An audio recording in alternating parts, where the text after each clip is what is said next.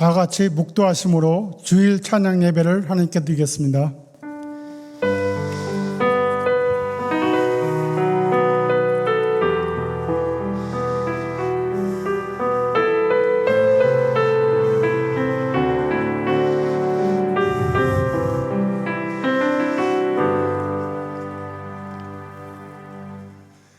글로리아 찬양팀 인도에 따라 다 같이 찬양하시겠습니다. 예수님의 이름 안에서 화목하게 해주신 우리 주님 고백하며 찬양하며 하겠습니다. 예수 안에서 우리 화목됐네. 예수 안에서 우리 화목됐네. 하나님의 영광 누릴 소망인데 예수 안에서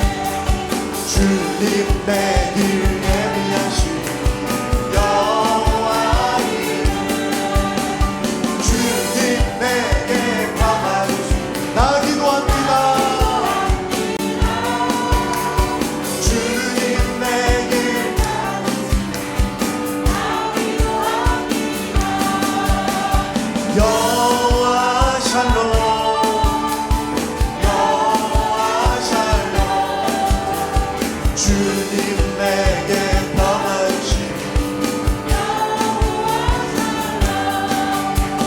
주님 내게 승리 주시니 나 찬송합니다. 아멘. 주님 나 찬송합니다. 여호와이신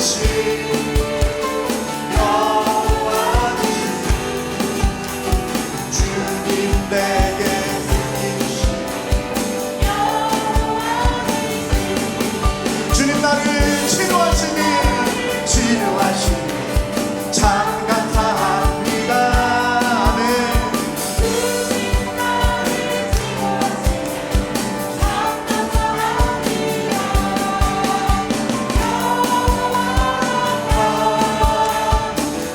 여호와라 주님 나를 치료하시니 여호와라 주님 나를 사랑하셨네. 아멘. 날 구원하셨네. 아멘. 주님 나를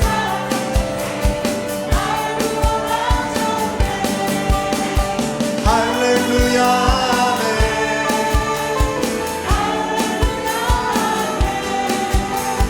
주님 나를 사랑하셨네. 주님 내 길 예비하시니 내 길 예비하시니 나 기뻐합니다.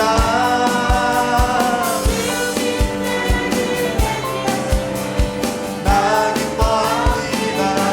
여호와 이래 이래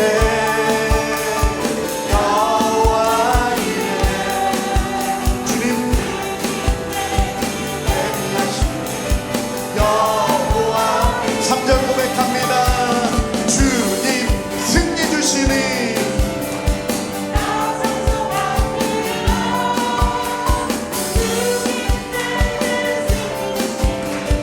나 찬송합니다. 니시 여호와 니시 주님 내게 주님 나를 사랑하셨네. 5절 고백합니다. 날 구원하셨네.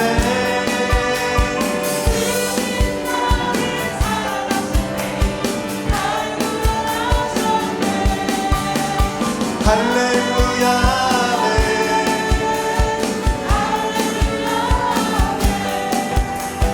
주님 나를 사랑하셨네. 할렐루야. 아멘. 주님 나를 사랑하셨네. 할렐루야. 아멘.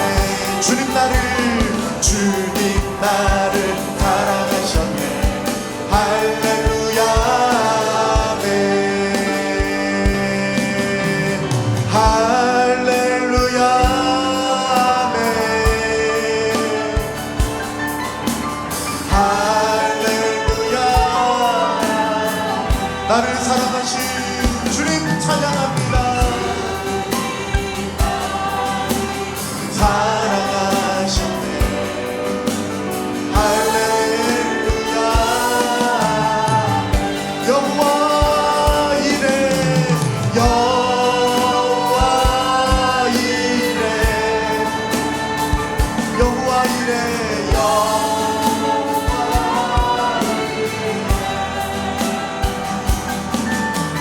주님 내길 예비하시니 여호와 이래.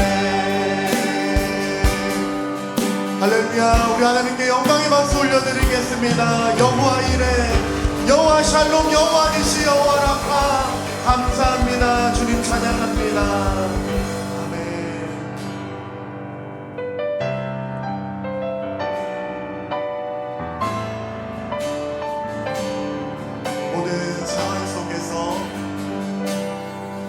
모든 상황 속에서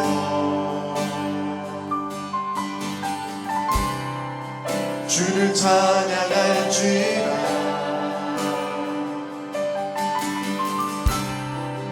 주는 너의 큰 상을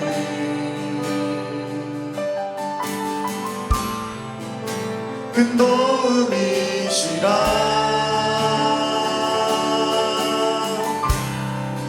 주의 얼굴 구할 때 주의 영을 부사 주의 영을 부사 크신 사랑 안에서 주를 보게 하소서 주를 보게 하소서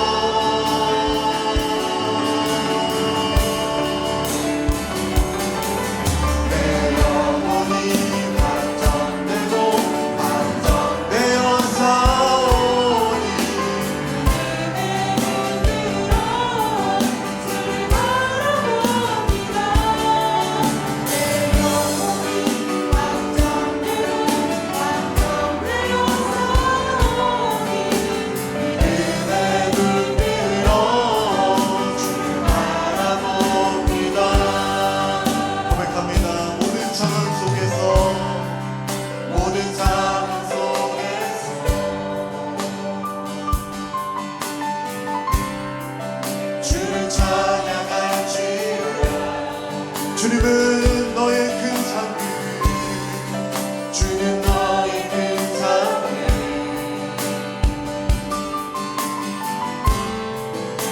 큰 도움이시라 주의 얼굴 구할 때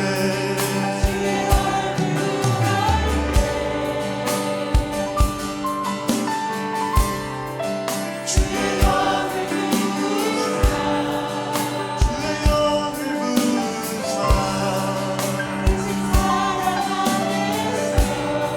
오늘 주님을 보게 하소서 주를 보게 하소서 내 영혼이 걱정되고 함정되었사오니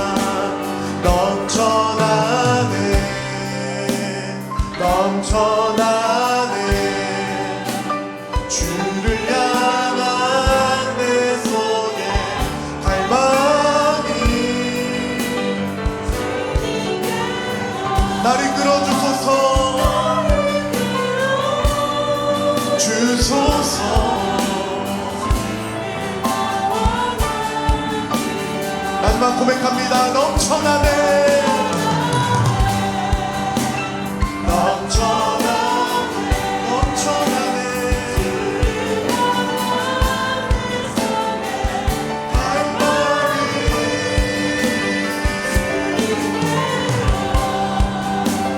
나를 끌어주소서.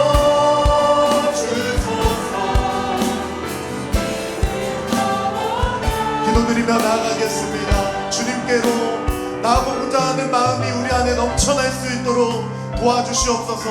하나님을 향한 갈망함이 우리 안에 넘쳐날 수 있도록 도와주시옵소서. 주님 바라보며 나아가는 이 찬양 예배가 될 수 있도록 오직 주님만 높여드리며 영광 돌리며 나아갈 수 있도록 우리의 마음을 새롭게 해주시고 변화시켜 주시고 하나님만 바라보는 예배 될 수 있도록 넘쳐나게 해달라고, 주님 우리를 변화시켜 달라고, 우리의 생각과 마음을 주장해 달라고 함께 기도하며 나가겠습니다. 주님 감사합니다. 주님 찬양합니다. 주님 앞에 나가기를 소망합니다. 하나님 아버지 역사해 주시고 인도하여 주시옵소서. 우리 가운데 임하여 주실 분, 주님을 향한 마음이 뜨거워질 수 있도록 도와주시옵소서. 변화시켜 주시옵소서.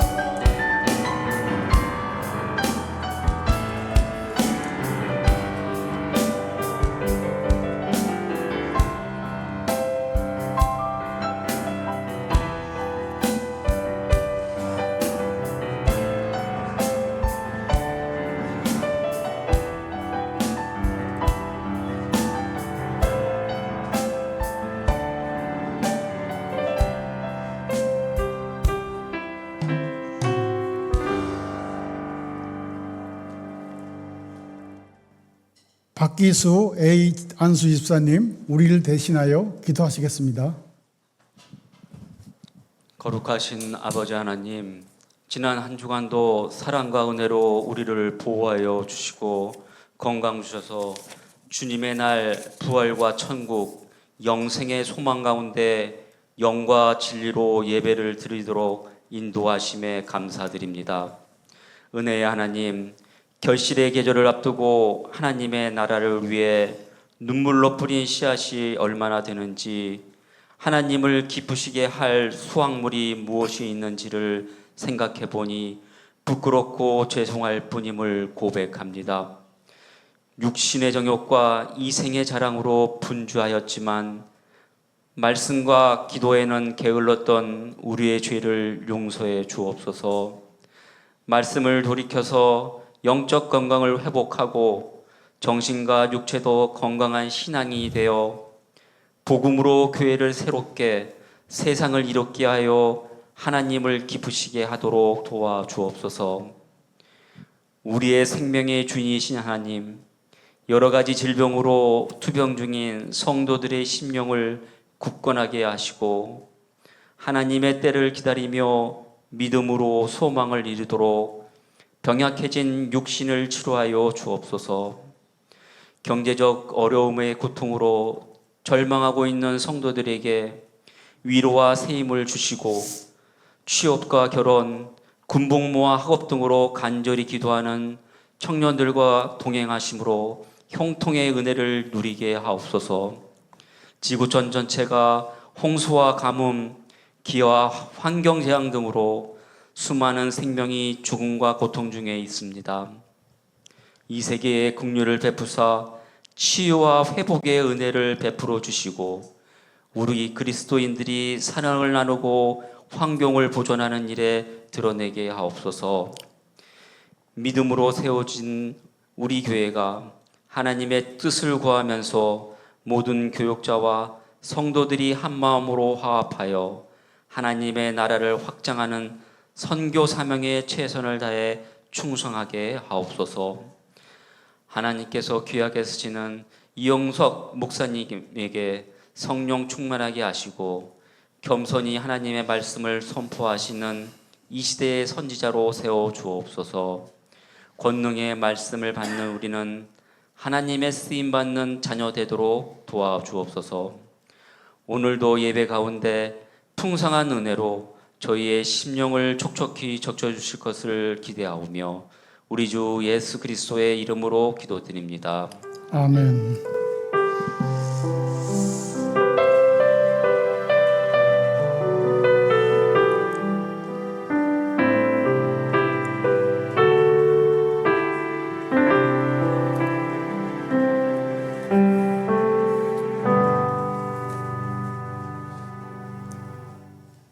네, 성경 말씀은 갈라디아서 1장 1절에서 5절까지입니다. 갈라디아서 1장 1절에서 5절, 신약 302페이지 전후에 있습니다. 저와 여러분이 한 줄씩 교독하시고 마지막 절은 같이 하겠습니다. 사람들에게서 난 것도 아니요 사람으로 말미암은 것도 아니요 오직 예수 그리스도와 그를 죽은 자 가운데서 살리신 하나님 아버지로 말미암아 사도된 바울은 함께 있는 모든 형제와 더불어 갈라디아 여러 교회들에게 우리 하나님 아버지와 주 예수 그리스도로부터 은혜와 평강이 있기를 원하노라. 그리스도께서 하나님 곧 우리 아버지의 뜻을 따라 이 악한 세대에서 우리를 건지시려고 우리 죄를 대속하기 위하여 자기 몸을 주셨으니 함께 하겠습니다. 영광이 그에게 세세토록 있을지어다. 아멘. 이현선 목사님 말씀 전해 주시겠습니다. 할렐루야. 아멘. 갈라디아서는 사도 바울이 기록했습니다. 또한 갈라디아서는 사도 바울이 기록한 서신들 중에 첫 번째로 쓰여진 서신입니다. 갈라디아 지방의 여러 교회들에게 쓴 편지이고 또 본문 2절에 나오는 대로 갈라디아 여러 교회들을 향하여 쓰여졌다라고 합니다. 사도행전을 보면 버시디아, 안디옥, 이고니온, 루스드라, 더베의 교회들이라는 표현이 있습니다. 그렇게 해서 이러한 교회들에게 쓰여진 서신서라고 볼 수 있습니다. 이 갈라디아서를 기록한 시기는 바울이 1차 전도 여행을 마치고 돌아온 후에 해당됩니다. 그래서 사도행전 15장에 예루살렘 공의회가 있기 전에 기록된 것입니다.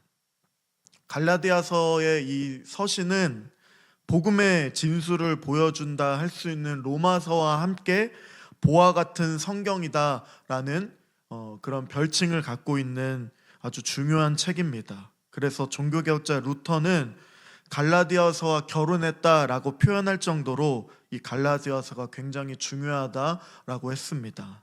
그래서 이 서신은 중세 카톨릭으로부터 주님의 몸된 교회를 회복하는 데에 중요한 역할을 감당했습니다. 갈라디아서를 통해서 하나님이 사도 바울을 통해 주신 그 복음의 진수가 무엇인지를 분명히 깨달을 수 있는 성경이다라고 보고 우리가 그 말씀을 나누며 나아가도록 하겠습니다. 이 서신이 기록된 목적과 배경을 보면 갈라디아 이 지방의 여러 교회들을 향하여 사도 바울의 복음 전도 속에서 성령의 역사가 엄청나게 일어났습니다. 근데 얼마 후에 이 교회들에게 위기가 닥쳐온 것입니다. 바울이 떠난 후에 얼마 지나지 않고 거짓 교사들이 이 교회에게 침투한 것입니다. 그렇게 바울이 갈라디아 교회에 이 편지를 기록한 이유는 바로 교회에 침투해온 다른 복음 때문입니다. 그들은 갈라디아 성도들을 복음을 왜곡시키기 시작했습니다. 오늘날에는 우리가 이방인에 대한 구원의 이슈가 작용되지 않는 시대를 살고 있습니다. 이방인의 구원에 대한 이슈를 삼으면 그 누구도 관심을 갖지 않고 무시할 것입니다. 그러나 이 당시 시대 때는 이방인에 대한 구원이 굉장한 이슈였던 것입니다. 그래서 이들은 거짓 교사들은 교회에 침투해온 다른 복음을 전하는 자들은 구원을 받으려면 예수님만 믿는 것으로는 부족하다. 그래서 할례 의식을 더해야 된다. 그렇게 사람들을 미혹시킨 것입니다. 그러니까 자기들처럼 모세의 율법대로 할례를 받지 않으면 구원이 없다고 한다거나 예수님도 믿지만 할례를 받으면 더 좋지 않겠느냐라고 하는 잣대를 들이밀었던 것입니다. 오직 은혜로만 구원을 받는다는 복음의 핵심의 원리를 거부하고 인간의 행위로 인한 율법 준수를 더해야 한다고 주장했던 것입니다. 또 예수님의 복음에 대해서 왜곡시키며 성도들을 유혹했던 이들은 바울이 세운 교회지만 거짓 교사들의 이 정체가 유대인들의 할례를 중시했던 율법주의자, 어떻게 보면 유대 그리스도인들이라고 볼 수 있는 것입니다. 예수 그리스도의 십자가의 이 복음을 따라야 할 사람들에게 할례라는 것을 강조하면서 구원을 생각하게 만들어서 결국에는 교회 안에는 할례를 받는 사람들, 그리고 할례를 받지 않는 사람들로 나뉘어지게 만들게 되었던 것입니다. 그런데 또 하나의 위기의 상황이 직면했습니다. 그 위기의 상황이 무엇이냐면 거짓 교사들이 복음을 왜곡시키는 것뿐만 아니라 이 바울의 사도권, 즉 권위에 대해서 공격하고 논란을 일으키게 되는 것입니다. 다시 말해서 사도 바울의 정체성을 의심했던 것입니다. 그리고 사도직도 의심을 불어 넣었습니다. 우리가 아는 대로 바울은 다른 12사도와는 다른 방식으로 사도로 세움을 받았습니다. 이 땅에서 예수님이 직접 사도로 부르신 것도 아니고 다메섹으로 가는 길에 빛으로 찾아오신 주님이 이 바울을 사도로 불러주셨다는 것입니다. 다른 사도들처럼 공생의 시절 함께 예수님과 동거동락하면서 이 예수님과 함께 사역을 하면서 예수님이 하늘로 가시며 사도로 임명을 하신 게 아닙니다.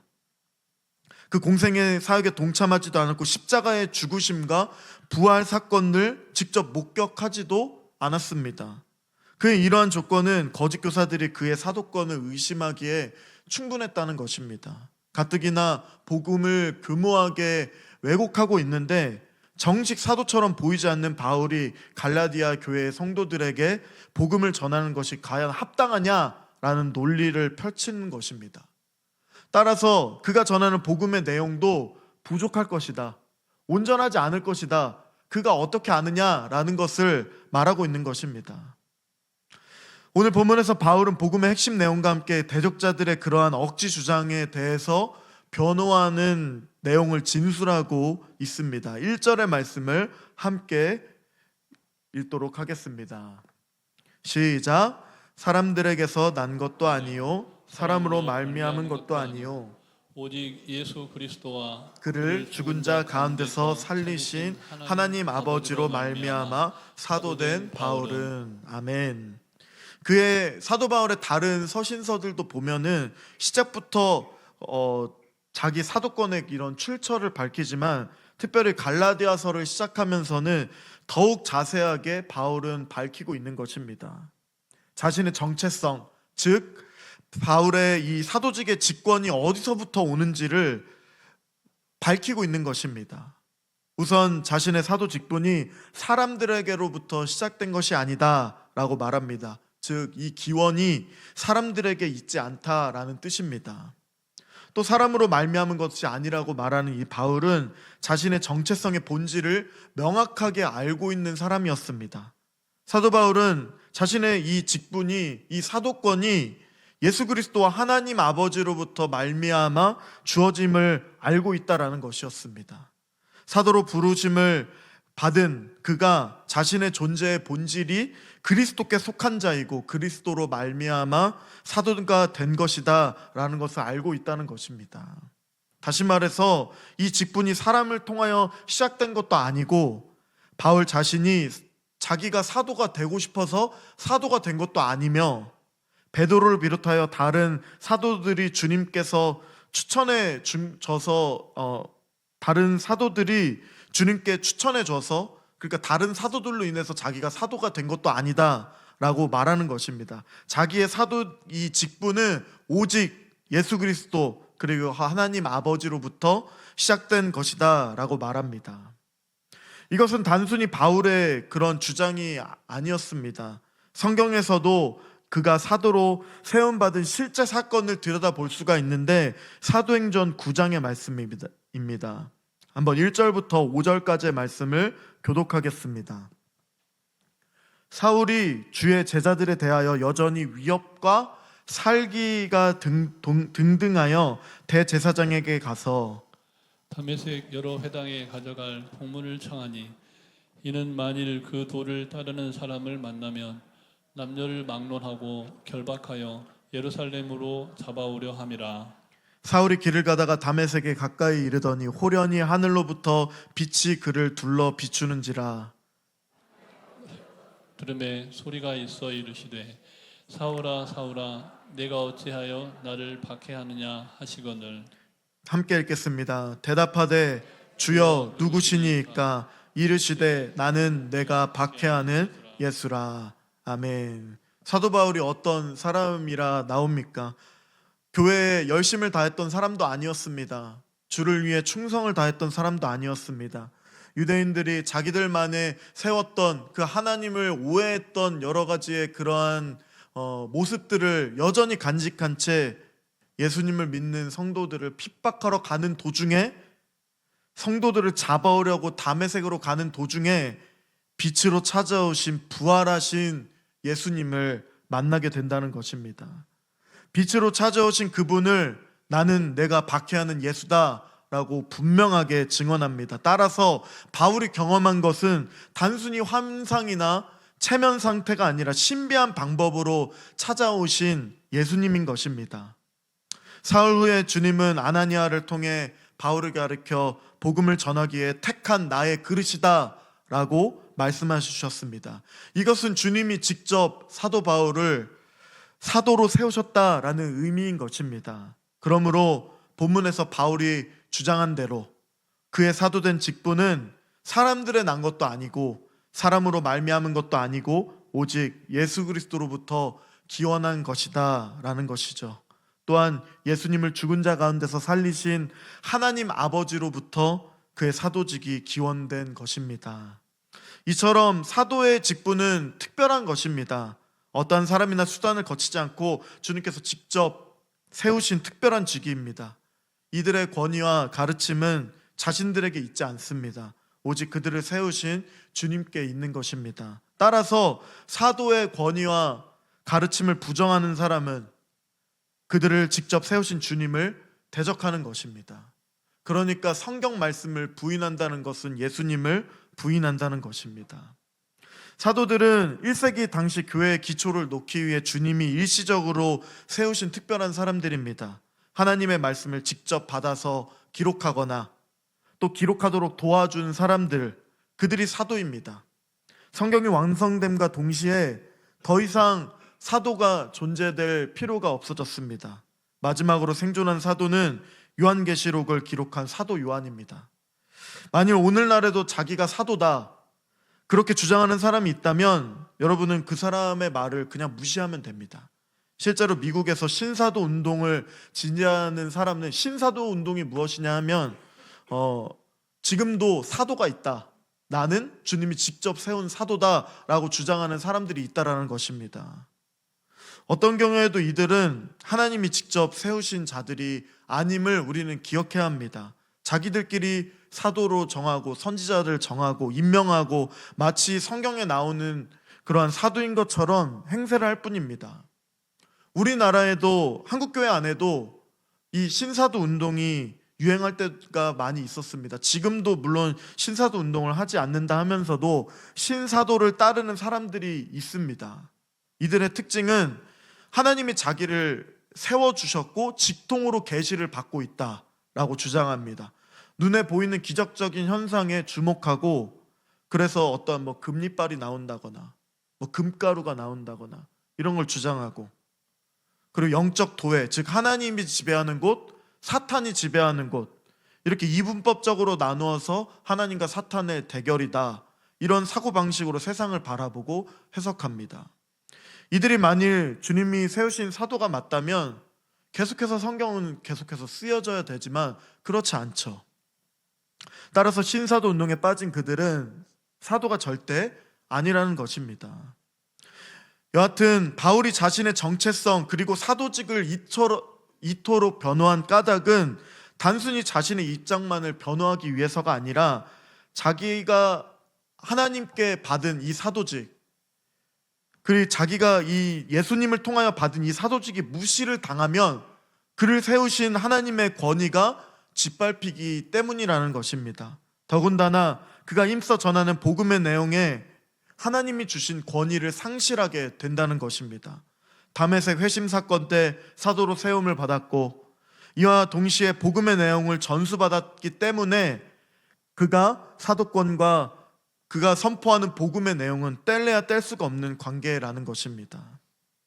읽지는 않았지만 8절의 말씀을 보면 단호한 어조로 복음에 대해 말합니다. 함께 8절의 말씀을 함께 읽도록 하겠습니다. 시작.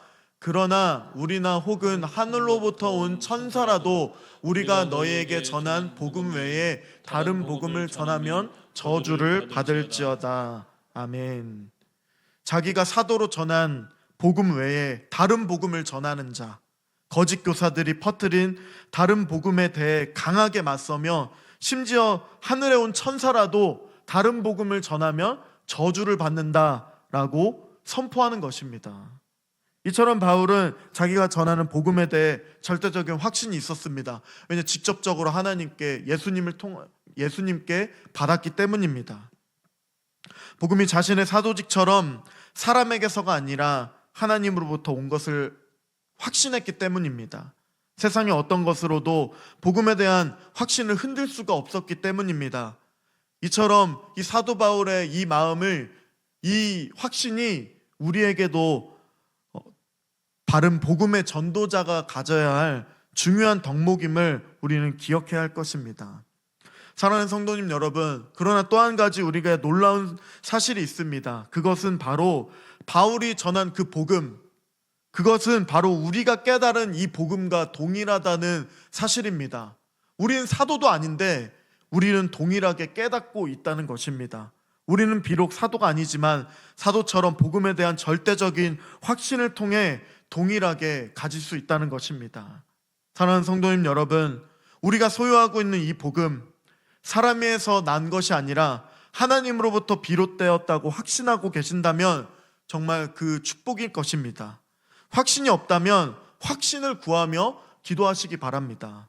이 세상의 어떤 것으로도 뒤흔들 수 없는 것이 복음이라고 확신하는 우리가 되기를 바랍니다.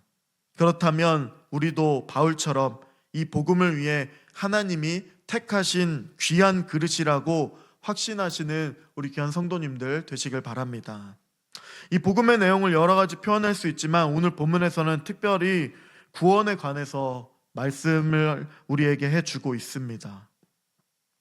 1절부터 4절까지 진술이 분명하게 드러나 있는데 1절에서는 먼저 사도 바울이 하나님 아버지를 가리켜 그를 죽은 자 가운데 살리신 하나님 아버지라고 말씀합니다. 흔히 우리는 예수님이 부활하셨다고 말하지만 성경으로 정확하게 표현하면 예수님이 부활되신 것입니다. 스스로 부활하신 게 아니라 하나님 아버지에 의해 부활되셨기 때문입니다. 본문 1절에서 그렇게 사도 바울이 선포하고 있는 것입니다. 그래서 예수님도 하나님 아버지 앞에 기도하며 철저한 순종으로 나아갔고 그 순종의 믿음으로 인해 우리는 구원을 입어 부활에 동참할 수가 있는 것입니다. 예수 그리스도의 죽으심과 부활을 우리는 복음이라고 부릅니다. 그리스도의 죽으심은 예수님 편에 이루어진 사건이고 또 부활은 하나님 아버지 편에서 일으켜 주신 초자연적인 사건입니다. 따라서 우리가 믿는 복음은 삼위 하나님, 즉 성부, 성자, 성령 하나님이 함께 하신 신적인 사건입니다. 성령님은 이 신적이고 초자연적인 실제 사건을 오늘날에도 우리에게 적용시키시는 분이시기 때문입니다.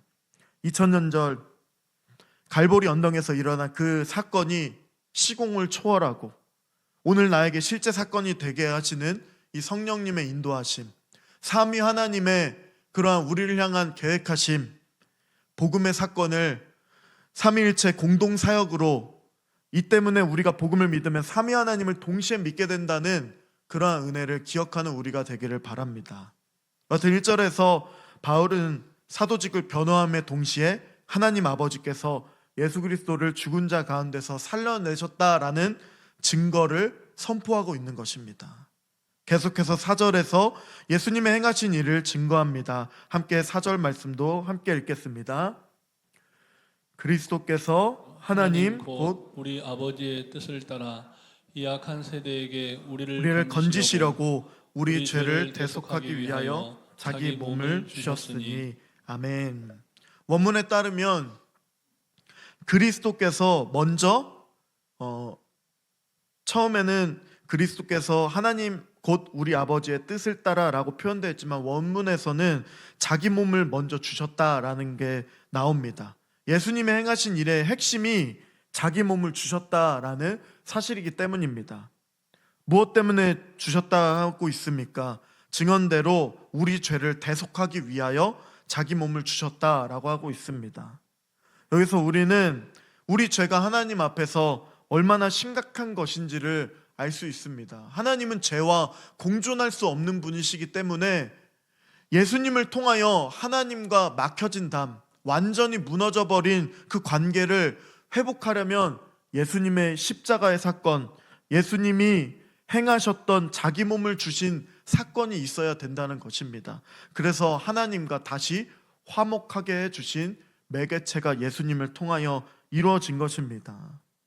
그분의 독생자를 내주셔야 할 정도로 우리 죄가 심각하다는 것을 인식해야 한다는 것입니다. 그리고 또 예수님이 자기 몸을 주신 목적은 4절에 계속해서 나옵니다. 이 악한 세대에서 우리를 건지시기 위함이다 라는 것입니다. 오늘도 우리도 이 악한 세대에 살고 있다는 사실을 기억해야 합니다. 우리가 이 악한 세대에 차단되어 살 수 없지만 이 세대와 구별되어 사는 것이 하나님의 뜻이고 이 세대 가운데 우리가 나아가 그들을 변화시키고 주께로 인도해야 될 것이 우리의 사명인 것을 기억해야 할 것입니다. 왜냐하면 그리스도께서 피값으로 우리는 새 생명을 얻었고 그 피값으로 우리는 그들에게 나아갈 수 있기 때문입니다. 복음을 깨달은 자는 반드시 세상과 구별된 삶을 살 수밖에 없게 됩니다. 정도의 차이가 있지만 성도로서의 내 삶이 달라야 한다는 인식을 또 분명하게 하고 있기 때문입니다. 2절과 3절을 한 절씩 또한 교독하겠습니다. 함께 있는 모든 형제와 더불어 갈라디아 여러 교회들에게 우리 하나님 아버지와 주 예수 그리스도로부터 은혜와 평강이 있기를 원하노라. 아멘. 다메섹 사건 때 주님으로부터 복음을 직접 전수받은 바울은 함께 있는 모든 형제들의 또 더불어 갈라디아 교회 여러 교회들에게 은혜와 평강이 있기를 바라고 있습니다. 은혜와 평강이 바로 우리 하나님 아버지 주 예수 그리스도로부터 오는 은혜와 평강입니다. 아까 말씀드렸듯이 십자가의 복음 사건이 하나님 아버지와 예수 그리스도의 공동 사역이기 때문입니다. 그렇다면 은혜와 평강은 복음의 또 다른 표현이라고도 볼 수 있습니다. 우리가 믿는 복음의 본질은 하나님의 은혜입니다. 은혜가 무엇일까요? 성경에서 은혜라는 말이 다양한 뜻으로 사용되었고 오늘날에도 우리도 다양한 뜻으로 사용하지만 가장 중요한 뜻은 죄인에게 구원을 베풀어 주시는 하나님의 사랑입니다. 그것을 가리킵니다. 그러니까 도무지 받을 자격이나 조건을 전혀 없는 죄인에게 놀라운 구원을 거저주시는 그런 무조건적인 사랑이라는 것입니다. 불의한 죄인된 우리를 의롭다 여겨주신 것, 의롭다 칭해주신 것, 그것이 복음이라는 것입니다. 우리가 받은 은혜가 바로 그러한 것이죠. 우리 안에 어떤 의로움이나 그런 상태에 근거하는 것이 아니라 오직 하나님의 뜻, 하나님의 선하신 뜻, 하나님의 그 뜻에 따라 아무런 조건 없이 복음을 깨닫게 해주시고 우리를 구원해 주신 은혜라는 것입니다. 구원해 주신 것도 모자라 선한 일에 열심히 내는 하나님의 백성으로 살아갈 수 있도록 해주신 은혜라는 것입니다. 값없는 은혜라 말합니다. 그러나 값을 매길 수 없는 은혜라고도 말씀드리고 싶습니다. 하나님의 마음, 예수님의 희생 그 자체를 인간의 이성으로는 절대 이해할 수 없기 때문입니다. 그러나 정말 감사한 것은 하나님이 우리를 구원하실 때에 우리의 어떠함이나 어떠한 상태를 전혀 고려하지 않으셨다라는 것입니다. 만일 하나님이 우리를 구원하실 때 우리의 어떠한 신앙생활이 기준이 된다면 아니면 우리가 어떤 자격이나 우리의 생김새나 어떤 학력이나 스펙이나 이런 것들을 고려한다면 그 누구도 구원받을 수가 없었을 것입니다. 또한 하나님의 구원의 기준으로 우리의 성품이나 성격, 기질이나 이런 것들을 고려했다면 그 누구도 저를 포함해서 모든 많은 분들이 구원받지 못하는 사태가 벌어질 것입니다. 그러나 하나님은 우리에게 구원을 허락해 주셨습니다. 우리에게 참된 그 사랑을 깨닫게 해 주셨습니다. 구원이 공짜로 주어졌다고 하니까 우리가 아무렇지도 않게 생각해서는 사실 곤란합니다. 타락한 인간은 대가를 지불하지 않으면 그것의 소중함을 별로 실감하지 못합니다. 우리의 입장에서는 구원의 은혜가 값이 없고 값을 매길 수 없을 정도지만 하나님께는 최고의 대가를 지불하셨다는 사실을 잊지 마시기 바랍니다. 내가 지불할 수 없는 무한한 대가를 하나님 아버지께서 치르셨기 때문에 그것이 나에게 값이 없이 다가온다라는 것을 기억해야 할 것입니다. 말씀을 마무리하겠습니다. 탈무드에 보면 세상에 감출 수 없는 것 3가지가 있다고 합니다. 여러분 아시나요 혹시? 3가지? 첫 번째로는 사랑입니다. 2번째로는 사랑을 숨길 수가 없는 것이죠. 그리고 2번째로는 재채기입니다. 누가 재채기를 했는지 숨길 수가 없다는 것입니다. 마지막으로는 가난이라고 합니다. 가난을 숨길 수가 없다고 합니다. 그러나 한 가지 더 추가하고 싶습니다. 바로 복음입니다. 복음은 숨길 수 없습니다. 복음은 은혜를 동반하고 재채기가 나왔습니다. 저도. 은혜의 결과는 평강입니다. 예수 그리스도를 만나고 영접하여 그분을 주로 고백하고 자신의 죄를 회개한 사람은, 그러니까 복음을 받아들인 사람, 복음으로 사는 사람은, 하나님의 자녀가 된 사람은 정의롭고 선한 삶, 복음의 삶, 하나님의 사랑을 전하는 삶, 물론 처음부터 잘할 수는 없습니다. 그러나 분명한 복음으로 인한 방향성을 갖고 살아갈 수밖에 없어서 이 복음을 절대로 숨길 수가 없다라는 것입니다. 우리가 믿는 복음이 은혜의 복음이라는 사실을 깊이 깨닫는 우리가 되기를 바랍니다. 복음은 우리 신앙에, 그리고 우리의 삶에, 우리의 인생에 놀라운 변화를 가져다 주는 것임을 또 잊지 마시기 바랍니다. 그래서 바울이 모든 서신서에 은혜와 평강을 단순한 인사말로 내세우는 것이 아니라 복음을 내세우는 것임을 기억하시기 바랍니다.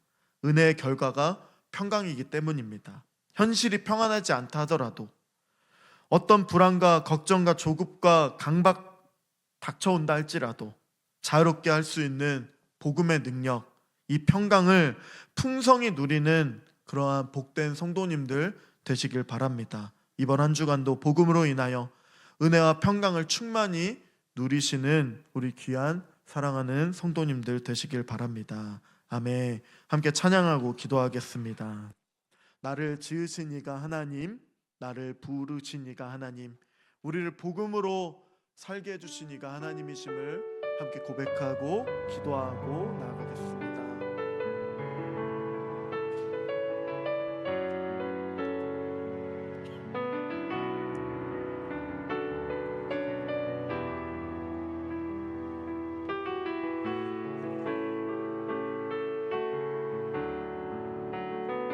나를 지으신 이가 하나님, 나를 지으신 이가 하나님, 나를 부르신 이가 하나님, 나를 보내신 이도 하나님, 나의 나 된 것은 다 하나님의 은혜라. 나의 달려갈 길 다가도록, 나의 마지막 다하도록, 나의 십자가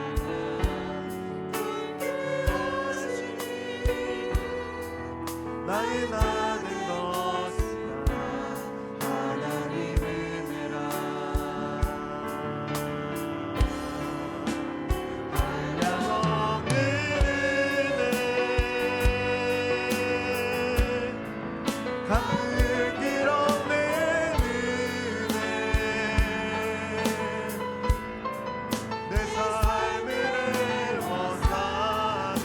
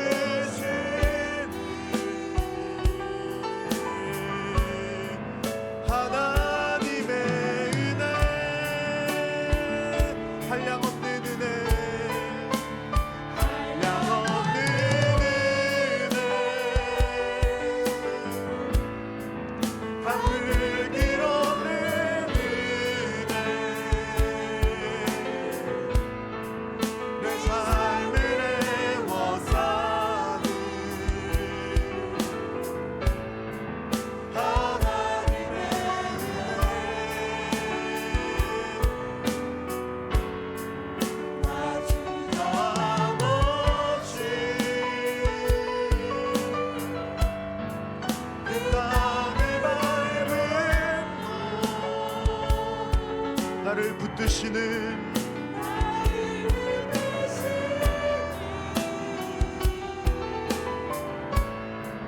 하나님의 은혜. 기도하며 나가겠습니다. 하나님의 은혜입니다. 이 살아갈 수 있는 것은 하나님의 은혜입니다.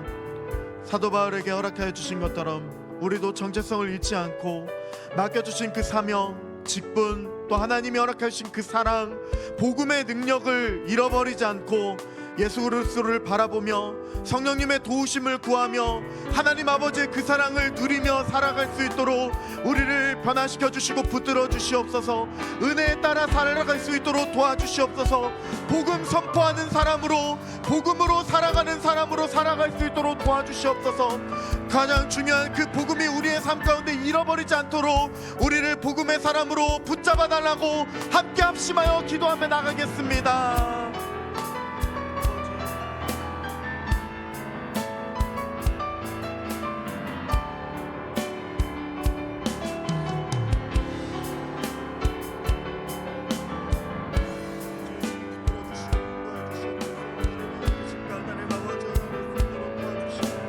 하나님의 그 은혜 가운데 하나님 아버지 주님 참여해 주시옵소서. 하나님 인도해 주시옵소서. 하나님 인도하여 주시옵소서.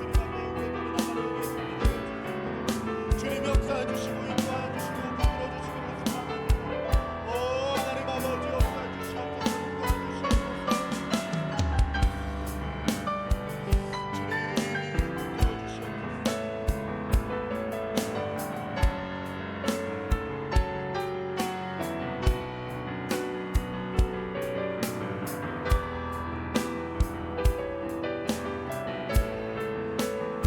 한 번 더 기도하겠습니다. 한 번 더 기도할 때에 때로는 우리의 삶 가운데 불안함이 다가오고 두려움이 애워싸고 걱정과 조급증, 강박증이 다가온다 할지라도 복음으로 인하여 평강을 풍성하게 누릴 수 있도록 살아가게 만드신 이가 바로 하나님이십니다. 하나님이 우리를 불러주셨습니다. 하나님이 우리를 지어주셨습니다.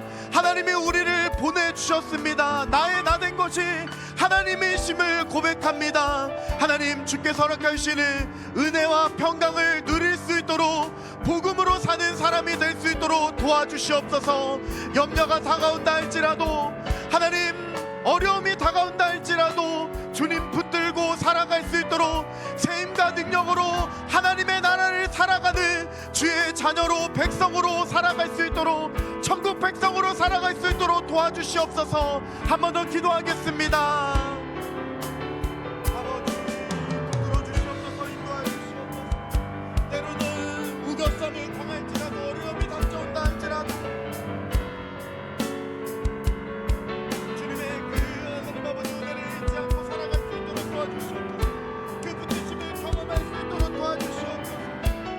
하나님의 돌보심을 경험하며 주님과 함께 동행하며 살아갈 수 있도록 하나님이 우리의 삶을 인도하시고 우리의 삶 가운데 주관하시는 우리를 잊지 않고 살아갈 수 있도록 도와주시옵소서.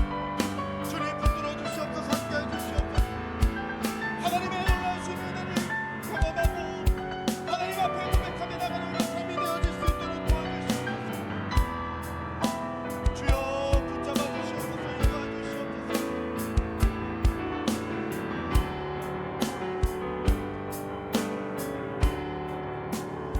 한량없는 은혜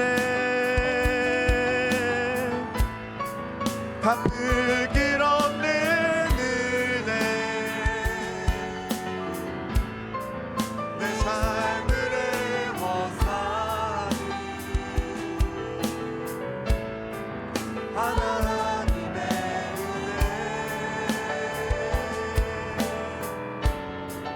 따스함 없이 그날을 밟음도 나를 붙드시는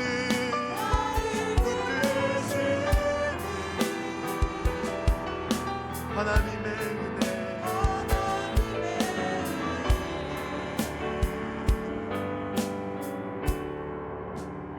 살아계신 하나님 우리를 붙잡아 주시는 그 은혜에 감사를 드립니다. 그리스도인으로서, 자녀로서, 백성으로서 정체성 절대 잃어버리지 않도록 도와주시옵소서. 어떤 상황과 환경이 우리를 애워싸고 어떤 어려움과 불안과 걱정, 조급증, 강박증이 우리를 가만 내버려 두지 않는다 할지라도 복음으로 인하여 은혜와 평강을, 주께서 허락해 주시는 참 자유를 충만하게 누리는 우리의 인생이 되어질 수 있도록 도와주시옵소서. 복음으로 살아가는 우리가 될 수 있도록 인도해 주시옵소서. 감사드리며 예수님의 이름으로 기도드립니다. 아멘. 네, 광고 시간입니다. 내일 모레 화요일 10월 1일은 월삭 기도가 있는 날입니다. 10월 1일은 잘 아시다시피 우리 국군이 창설한 지 76주년이 되는 날입니다. 나라를 위해서 육군, 해군, 공군을 위해서 기도해 주시고 또 나라를 위해서 기도하는 시간을 가졌으면 좋겠습니다. 다음 주일은 1, 2부와 청년부 예배에 성찬식이 있습니다. 의식부에서는 준비해 주시기 바랍니다. 또 다음 주일은 주일 예배 후 재직회가 있습니다. 그리고 8구역의 김명숙 권사님 따님 최진실 양의 결혼식이 돌아오는 토요일 10월 5일에 있습니다. 나머지 사항은 주보를 참조해 주시기 바랍니다.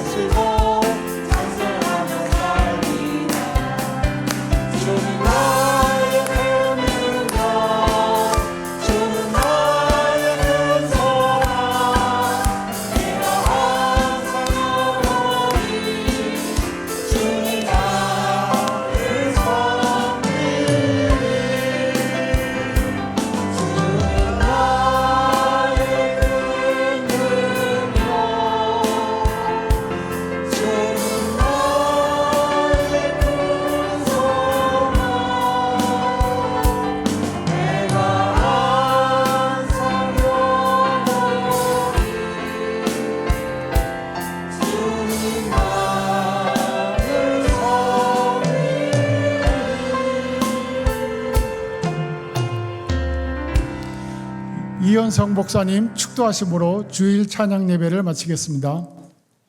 이제는 주 예수 그리스도의 은혜와 하나님의 사랑과 성령의 교통하심이 오늘 그리스도인으로서 정체성을 잃지 않고 진정한 복음으로 은혜와 평강을 누리는 모든 성도님들과 그 가족들과 또 열방 위에 이제로부터 영원토록 함께 하시기를 간절히 축원하옵나이다. 아멘.